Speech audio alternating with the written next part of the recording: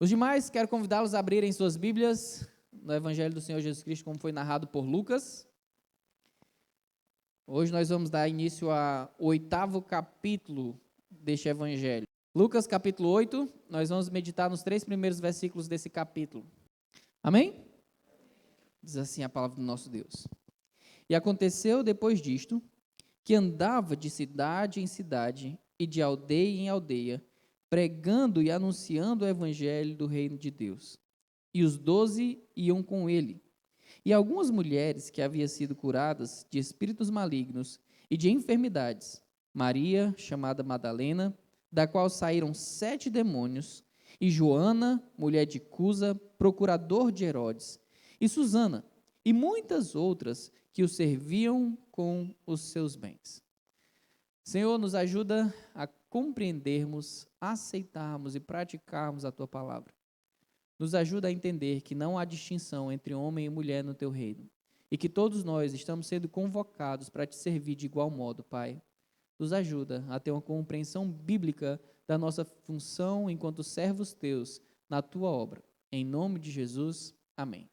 Deixe sentar. Quando você olha para si mesmo e entende que você é um servo do Senhor Jesus Cristo, discípulo seu, você faz algum tipo de condicional para dizer que só vai servir a Deus em determinado contexto? Será que você usa em algum momento da idade como pretexto para não servir? Será que você usa a capacidade física como pretexto para não servir? Será que você usa a capacidade financeira para não servir? Será que você usa a capacidade intelectual como desculpa para não servir? Acontece que uma coisa deve ficar claro para todos nós. A palavra de Deus deixa evidenciado que todos nós nascemos com uma condição em comum, a condição de sermos pecadores. A palavra de Deus deixa claro que todos nós, por sermos pecadores, somos indignos de estarmos na presença do Senhor. A condição em que nascemos, fruto do pecado, imergidos no pecado, nos levará a um contexto certo de condenação, a menos que haja a transformação por meio da fé e arrependimento no Evangelho do Senhor Jesus Cristo. Aqueles que então são cristãos, aqueles que são verdadeiramente discípulos do Senhor Jesus Cristo, têm uma missão a cumprir. Os discípulos de Cristo não são somente aqueles que recebem instruções teóricas sobre como Deus deseja que eles vivam, mas são verdadeiramente conscientes de que são escravos de Cristo e, portanto, devem viver da maneira como Ele estabelece. Nos últimos capítulos que nós estudamos, após o Senhor Jesus pregar aqui no Evangelho de Lucas sobre o Sermão do Monte, nós vimos que Jesus deixa cada vez mais claro que a compreensão dos fariseus sobre o que era ser discípulo de Cristo se diferenciava em muito do que era realmente ser um discípulo de Cristo. Eles estavam muitas vezes demonstrando seu interesse em buscar reconhecimento humano, enquanto na verdade deveriam estar buscando a aprovação do Senhor pelo modo como eles estavam se submetendo à sua vontade. Então, depois de vermos aquilo que foi relatado na última mensagem, onde o Senhor Jesus vai na casa de um fariseu e ele explica sobre o modo como nós amamos, é refletido também o modo como nós compreendemos o quanto fomos amados e perdoados.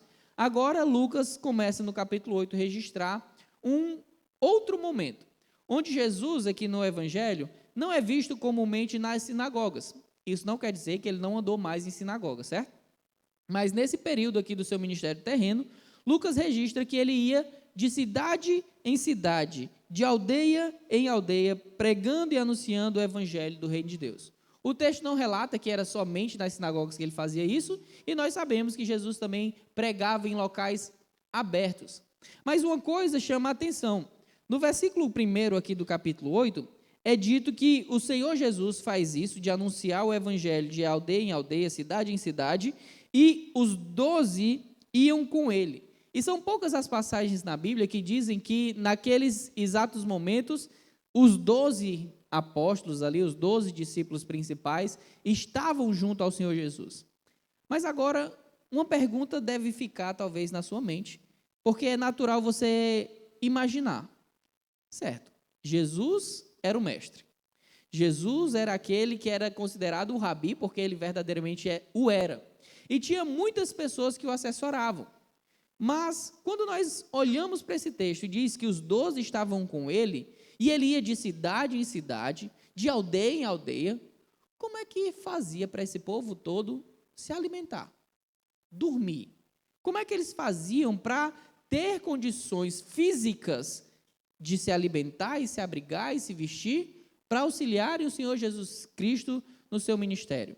Eu quero convidar vocês a abrirem aí suas Bíblias, voltando primeiro aí no capítulo 5 de Lucas.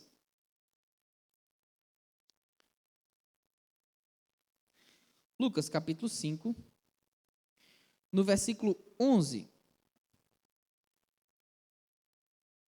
Aí nós vamos ver a comissão, né, o chamado dos primeiros discípulos. E uma coisa interessante, né, sobre Pedro, sobre João, sobre Tiago, eles são chamados e eles trabalhavam todos em um mesmo ramo, o ramo da pesca.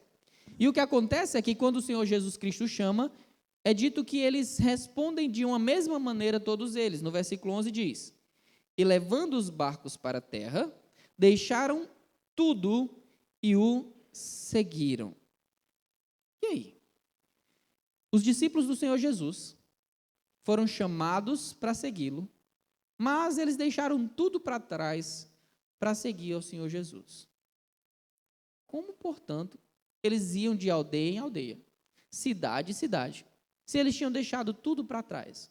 Os seus barcos, os seus negócios e até mesmo o modo como eles viviam para trás. Eu quero acrescentar mais algumas informações sobre esse processo e a gente vai ver lá em Mateus. Então, deixa marcado em Lucas. Vamos lá abrir no Evangelho de Mateus, no capítulo 10. Abrir aí, Mateus capítulo 10. Olha o que diz a partir do versículo 7. E indo, pregai dizendo: é chegado o reino dos céus. Curai os enfermos, limpai os leprosos, ressuscitai os mortos, expulsai os demônios, de graça recebeste, de graça dai. Não possuais ouro, nem prata, nem cobre em vossos cintos, nem alforge para o caminho, nem 2 túnicas, nem sandálias, nem cajado, porque digno é o operário do seu alimento. E em qualquer cidade ou aldeia em que entrardes, procurai saber quem nela seja digno, e hospedai-vos aí, até que vos retireis. E quando entrardes em alguma casa, saudai-a. E se a casa for digna, desça sobre ela a vossa paz. Mas se não for digna, torne para vós e a vossa paz. E se ninguém vos receber, nem escutar as vossas palavras, saindo daquela casa ou cidade, sacudi o pó dos vossos pés. Em verdade vos digo, que no dia do juízo haverá menos rigor para os países de Sodoma e Gomorra do que para aquela cidade. Eis que vos envio como ovelhas ao meio de lobos. Portanto, sede prudentes como as serpentes e inofensivos como as pombas. Vocês sabem que contexto é esse aqui, do texto que nós acabamos de ler?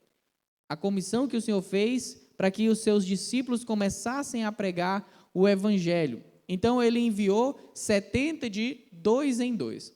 E é interessante que dessa primeira vez que ele envia os seus discípulos para pregarem o Evangelho, ele diz que é justamente para eles fazerem o que está sendo narrado aqui em Lucas capítulo 8. Eles deveriam ir de aldeia em aldeia e cidade em cidade. Mas Jesus queria que eles entendessem que a provisão realmente vem de Deus. Então, o que ele diz? Vocês devem ir, mas vocês não devem levar prata, não devem levar ouro, não devem levar cobre. Vocês não devem levar alforge, vocês não devem levar 2 túnicas, vocês não devem estar colocando nas coisas que vocês levam nessa viagem a confiança da provisão de vocês. Está dando para entender o que eu estou falando? Eles precisavam cumprir uma missão. Essa missão não poderia ser impedida pela desconfiança que eles tinham que Deus supriria a necessidade deles. Eles precisavam avançar e cumprir a vontade de Deus, confiando que Deus seria benevolente para com eles e supriria as suas necessidades. E é interessante que ele diz assim: olha, vocês vão entrar, vocês vão buscar nessa cidade onde vocês possam ser hospedados. Primeiro, então, vocês busquem saber na cidade quem são as pessoas honestas que ele mora e que possam receber vocês. Mas as outras passagens correlatas a essa que nós acabamos de ler, deixam claro que eles não deveriam fazer, como o cearense diz, né? Eles não deveriam botar boneco. Se tinha cuscuz para comer, era cuscuz que eles iam comer. Se tinha baião de dois, não sei nem se tem baião de dois naquela região, né? Era isso que eles iam comer. O que fosse oferecido seria justamente aquilo que seria a providência de Deus para a manutenção deles. Deixa marcado aí, ainda em Lucas, e agora vamos comigo lá para a segunda carta de Paulo a Timóteo, primeira carta de Paulo a Timóteo, no capítulo 6. Abriram aí? 1 Timóteo, capítulo 6. Olha o que diz a partir do verso 6. Mas é grande ganho a piedade com contentamento, porque nada trouxemos para este mundo, e manifesto é que nada podemos levar dele. Tendo, porém, sustento, ou com que nos cobrirmos, estejamos com isso contentes. Paulo está falando aqui para Timóteo uma lição que evidentemente era uma lição que o próprio Deus havia ensinado para ele. Paulo era um homem de grande prestígio antes da sua conversão, de grande influência antes da sua conversão e também de grande riqueza antes da sua conversão. Acontece que a partir do momento que ele entendeu o Evangelho, a partir do momento que ele entendeu que ele estava perseguindo a igreja do Senhor Jesus Cristo, a vida dele se tornou uma vida, humanamente falando, mais fácil ou mais difícil? Muito mais difícil. A influência que ele tinha, ao ponto de dizer assim, podem matar aquele ali, sumiu. O prestígio que ele tinha se tornou, na verdade, em desconfiança. Imaginem só, alguém que há pouco tempo atrás estava perseguindo os cristãos, agora diz que é um cristão. E a igreja daquele tempo desconfiava. Rapaz, será que isso não é um plano dele? Será que ele não está querendo se infiltrar aqui no nosso meio? Então a igreja de Jerusalém não aceitou a ele. E o que ele tinha antes, que era uma vida confortável, de influência, de prestígio, fez com que ele, na verdade, passasse a ter muitas vezes fome. Por isso, quando nós vamos lá para a carta que ele escreve aos Filipenses, no capítulo 4, ele diz: aprendi a viver contente em todas as circunstâncias. Tanto sei ter fartura, como também sei passar por escassez. Mas a lição de Paulo a Timóteo é ainda mais clara sobre a compreensão de que Deus é a nossa fonte de provisão. No capítulo 6, ele diz, no capítulo 6, no versículo 8, ele diz assim: tendo, porém, o sustento e com que nos cobrirmos, estejamos com isso contentes. Essa palavra aqui que foi traduzida por sustento é literalmente a palavra que vai falar sobre estar cheio de comida, certo? E qual é a ideia? Você já viu um saco de batata? Se você pegar um saco de batata e botar ele em pé, ele fica? Depende. Depende do quê? Se ele tem batata ou não tem. Se ele tiver batata, ele fica em pé. Se ele não tiver, ele cai. O que Paulo está falando para Timóteo é: Timóteo, se você estiver alimentado, se você estiver vestido, Deus deseja que você permaneça contente. Deus deseja que você permaneça entendendo que a sua missão, aquilo que você pode ganhar em piedade, santificação, é muito mais válida do que abundar em coisas materiais e terrenas nesta vida. Então entendam, Jesus Cristo, como nós agora vamos voltar lá para Lucas no capítulo 8, ele estava indo de cidade em cidade, anunciando o evangelho, de aldeia em aldeia, mas isso não significava que Jesus estava tendo uma vida de abundância. Não significava que ele estava tendo uma vida de tranquilidade ou conforto. Na verdade, o próprio Senhor Jesus Cristo estava dando exemplo para os seus discípulos que ele estava disposto a fazer a vontade do Pai, ainda que ele precisasse passar por momentos de dificuldade.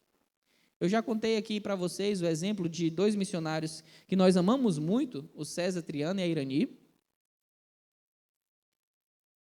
E esse casal, durante algum tempo, tiveram que sobreviver no ministério comendo apenas pipoca.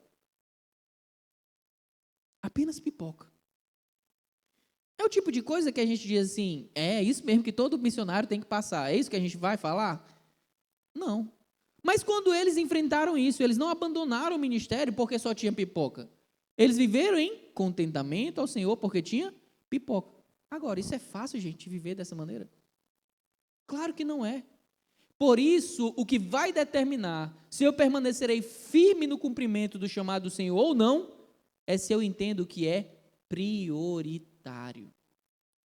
Aqueles 12 estavam lá, caminhando do lado do Senhor Jesus Cristo, assessorando Ele nesse processo. E nós, como vimos lá em Mateus, sendo registrado e ampliado a ideia, não sabiam onde iam dormir, não sabiam se iam comer, nem o que iam comer.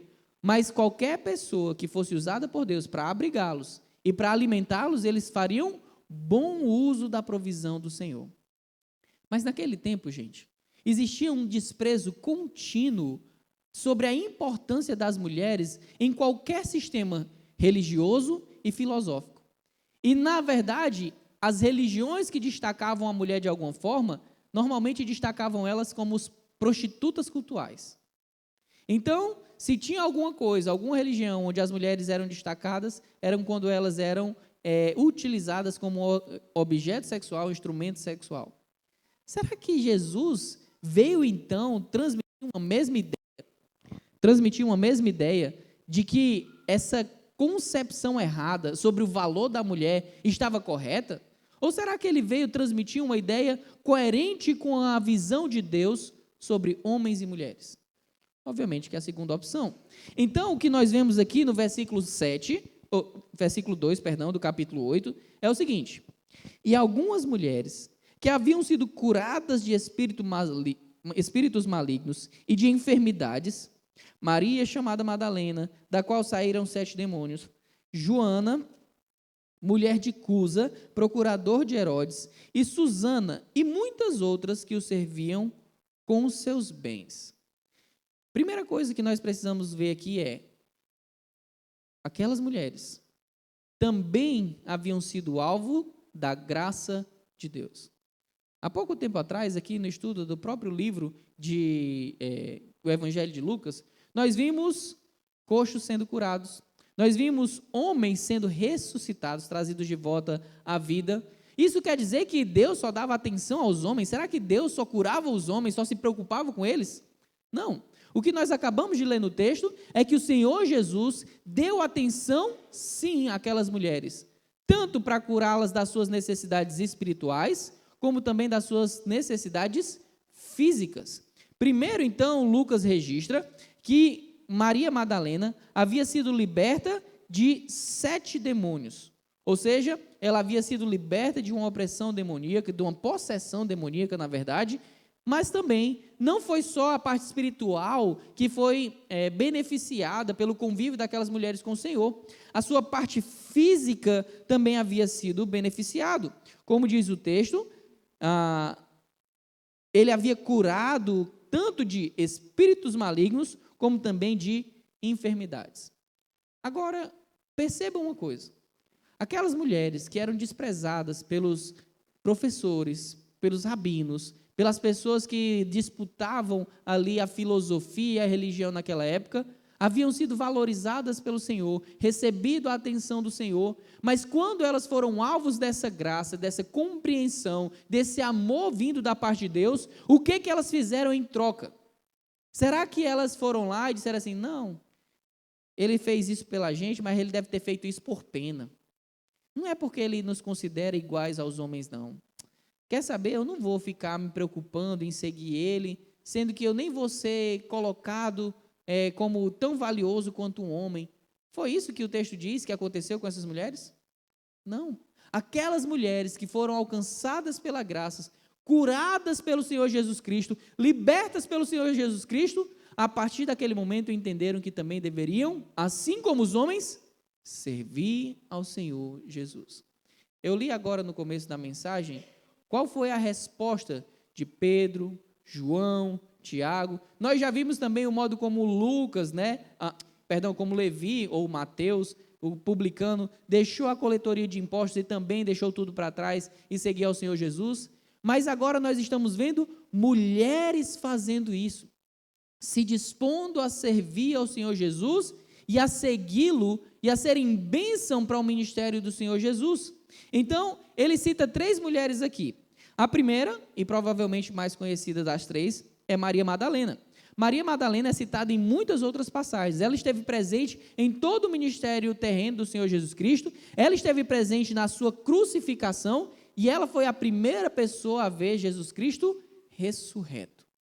Uma mulher profundamente transformada e visivelmente transformada.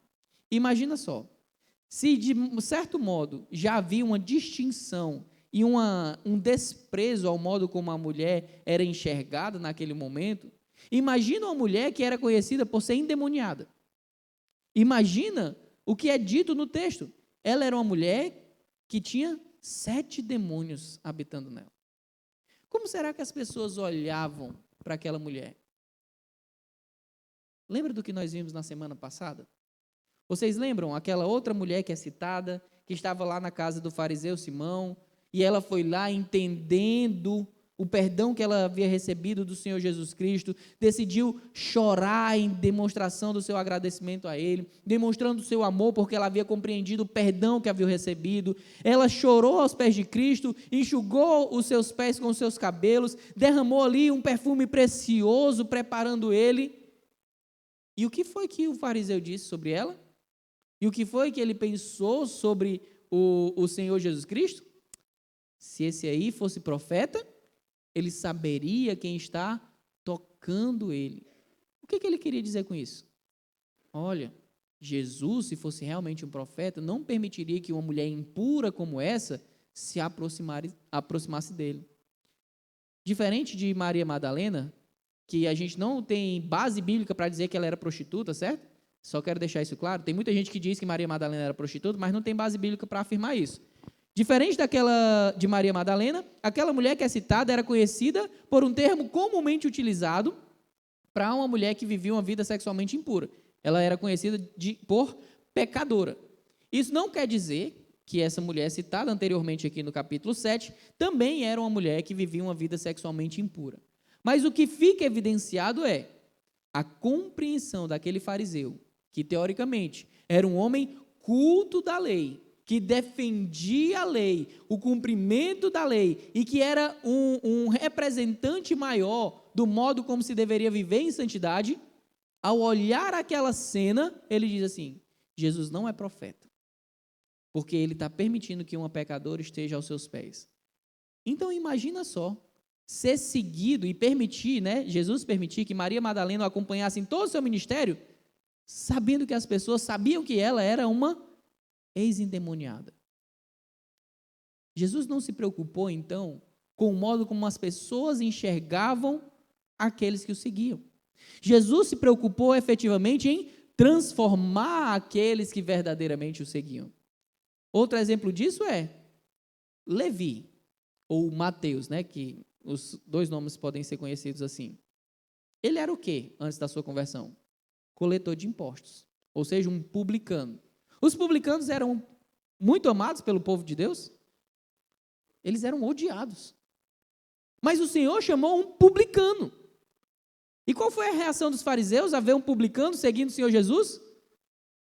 Olha aí, amigo de pecador e de publicano. Esse homem aí fica sentando com essas pessoas pecadoras, como pode? Jesus não estava preocupado com o modo que eles viveram, e sim pelo modo como eles viviam. Aqui eu quero deixar claro para você que está presente nessa noite. Não importa como foi a sua vida pregressa, se você verdadeiramente se arrepender dos seus pecados e crer no Senhor Jesus Cristo. Você pode ter vivido uma vida de pecados horrendos, uma vida de imoralidade sexual, uma vida de crimes, uma vida de total descrença no senhorio do nosso Deus.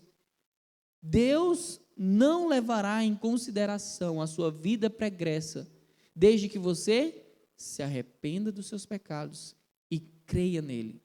E aqueles que verdadeiramente se arrependem dos seus pecados e creem em Cristo, eles têm a sua vida transformada e a partir do momento da sua conversão, têm o desejo também de servir diariamente ao Senhor.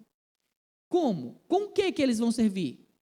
Eles vão sempre buscar a melhor maneira de fazer isso. Mesmo que os outros achem estranho, achem ruim, digam que eles estão exagerando. Quantos de vocês não já escutaram?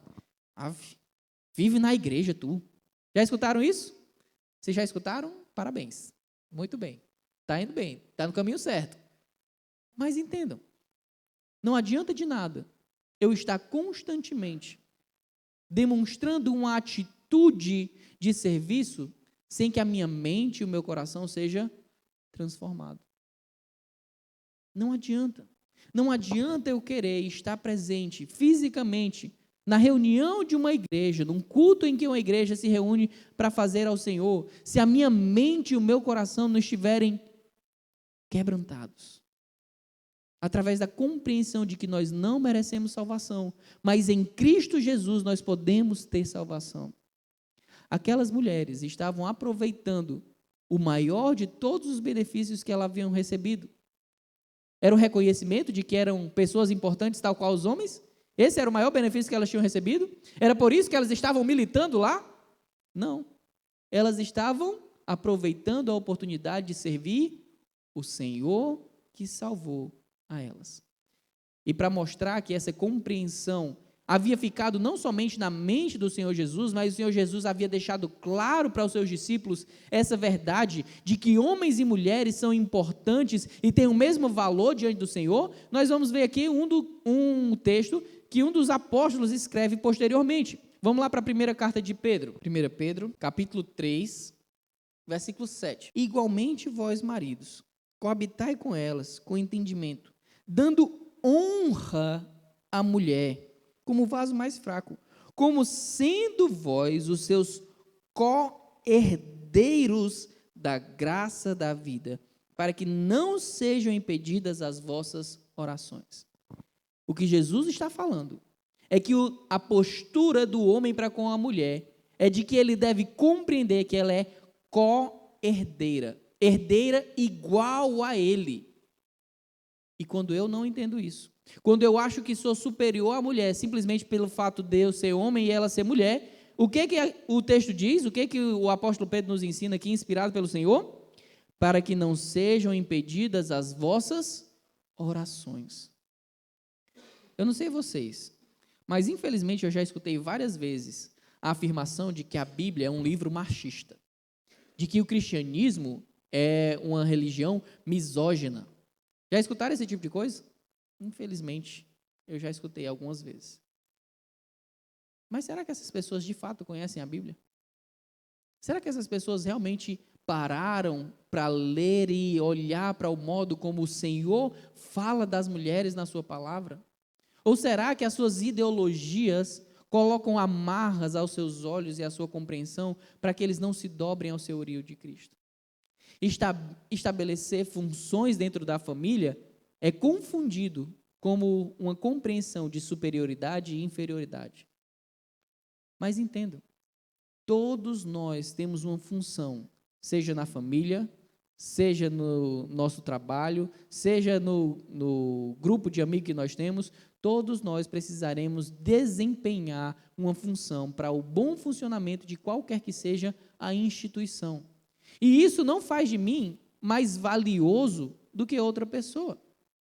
E entendam, as nossas funções podem ser diferentes, mas o valor que nós temos em Deus é o mesmo. A prova disso também é que quando Tiago escreve, ele deixa claro que não deveria acontecer o que muitas vezes acontecia no seio da igreja. Chegava um irmão mais rico, vestido com roupas mais chiques, demonstrando que ele tinha realmente uma condição financeira maior. E o que acontecia muitas vezes? Esse irmão era tratado de modo diferente.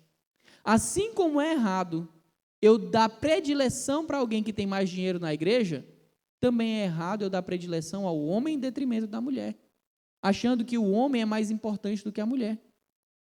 Homens e mulheres têm o mesmo valor diante do Senhor. Ricos e pobres têm o mesmo valor diante do Senhor. Pessoas que são graduadas e pessoas que são analfabetas têm o mesmo valor diante do Senhor. A pergunta que eu quero que você reflita nessa noite é: entendendo que todos nós temos uma coisa em comum, que é o fato de sermos pecadores, a partir do momento que eu sou perdoado, que eu entendo que por meio do Senhor Jesus Cristo eu posso obter a vida eterna, por meio do seu sacrifício naquela cruz, como eu reajo ao amor de Deus? Na semana passada nós vimos, quanto maior é a compreensão do quanto fomos perdoados, mais nós demonstraremos o amor que temos àquele que nos perdoou. Será que você entende esse amor? Será que você tem refletido sobre o modo como você tem vivido para o Senhor? Voltando para o nosso texto, Maria Madalena acompanhou o ministério terreno do Senhor Jesus Cristo, esteve presente na sua crucificação e também viu Cristo ressurreto. Foi a primeira que teve esse privilégio. Joana, que é dita aí também, ela era mulher de Cusa, procurador de Herodes. Ou seja, ela era esposa de alguém que trabalhava ali na alta cúpula do império. E aquela mulher estava onde? Se preocupando em servir o imperador? Se preocupando em servir o seu governante na terra? Não, ela estava se preocupando em servir o Rei dos Reis, o Senhor dos Senhores. Aquela mulher estava valorizando o Senhor Jesus Cristo, porque ela compreendia o que o Senhor Jesus Cristo havia feito por ela. Por fim, é dito também o outro nome, Susana. Essa outra mulher, não é falado nada mais sobre ela nas Escrituras. Mas uma coisa é certa, a palavra de Deus deixa registrado que elas e outras mulheres estavam sendo utilizadas para servir o Senhor com os seus bens. Lembra o que nós vimos lá no começo do texto? Jesus, os seus apóstolos estavam indo de cidade em cidade, de aldeia em aldeia. Eles não sabiam onde ia dormir, não sabiam o que iam comer, mas existiam aquelas pessoas que haviam crido no Senhor Jesus Cristo. E agora, compreendendo quem Ele era, estavam se dispondo a viver para servi-lo, intelectualmente, fisicamente, financeiramente, com dedicação e com amor. Você tem feito isso? Você compreendeu o perdão de Deus? Ou será que você ainda não desfruta de uma comunhão com Ele? Você verdadeiramente já se arrependeu dos seus pecados? Clamou por perdão e misericórdia? Será que você já dedicou a sua vida ao Senhor, dizendo: Senhor, sê propício a mim, pecador? Eu sei que eu não mereço o céu, eu sei que eu não mereço estar na Tua presença, mas eu creio que o Senhor Jesus Cristo pagou o preço dos meus pecados. Eu me arrependo e creio que Ele é a única forma de eu me achegar a Ti. Se você já fez isso, agora eu quero perguntar de você: como você tem demonstrado que é grato ao Senhor? Será que você tem colocado empecilhos? Talvez essas mulheres poderiam ter colocado empecilhos para o serviço de Deus. Não, eu não vou ser bem recebida. Não, eu não vou ser bem vista. Não, as pessoas vão olhar feio para mim. Mas o que elas fizeram? Elas se importaram com o que ia ser dito ou elas fizeram o que era necessário ser feito? Elas fizeram o que era necessário. Naquele momento, Jesus precisava de recursos. Recursos para se manter firme na pregação do Evangelho. Será que você não tem usado desculpas que não tem tempo, que não tem estudo, que não tem recursos? Ou seja, qual for a desculpa para não servir ao Senhor? Será que você não tem se colocado como alguém que tem agido, mesmo sem perceber, de modo egoísta? Que quer receber de Deus os seus benefícios, mas não quer se dispor a servi-lo, mesmo que sacrificialmente? Eu quero que você reflita. As mulheres desempenharam um papel muito importante no ministério do Senhor Jesus, e não é diferente dos dias de hoje. Embora as mulheres não possam ser, por exemplo, pastoras, como a palavra de Deus diz, isso não significa dizer que elas não são importantes. Isso não significa dizer que elas não podem servir a Deus. Elas podem e devem servir a Deus da melhor maneira possível, em todas as áreas em que elas tiverem oportunidade. Homens, mulheres, Deus nos chama para o seu serviço. A vida aqui passa, e passa rápido. Que nós sejamos instrumentos úteis nas mãos do Senhor, para que o nome dele e a sua palavra seja propagada por toda a terra. Amém? Nos ajuda, Senhor. Nos ajuda a compreender o quão amado nós fomos por ti. A tua prova, a prova de que o Senhor nos amou, está registrada na tua palavra. O Senhor enviou o teu próprio Filho para morrer no nosso lugar, sendo nós ainda pecadores. Somos gratos a ti por isso. Nos ajuda, portanto, a vivermos uma vida de dedicação a ti, entendendo que nós somos não somente alvos da tua graça, mas que também fomos chamados para te servir. Nos ajuda a servir com a nossa inteligência. Nos ajuda a te servir com a nossa capacidade física, com a nossa capacidade financeira, com a nossa capacidade emocional. Senhor, nos ajuda a te servir em todas as áreas da nossa vida, para que em tudo o Senhor receba a glória devida ao teu nome. Em nome de Jesus. Amém. Que Deus abençoe a todos nós e que nós possamos perseverar firmes no cumprimento do seu chamado. Amém? Uma excelente semana a todos.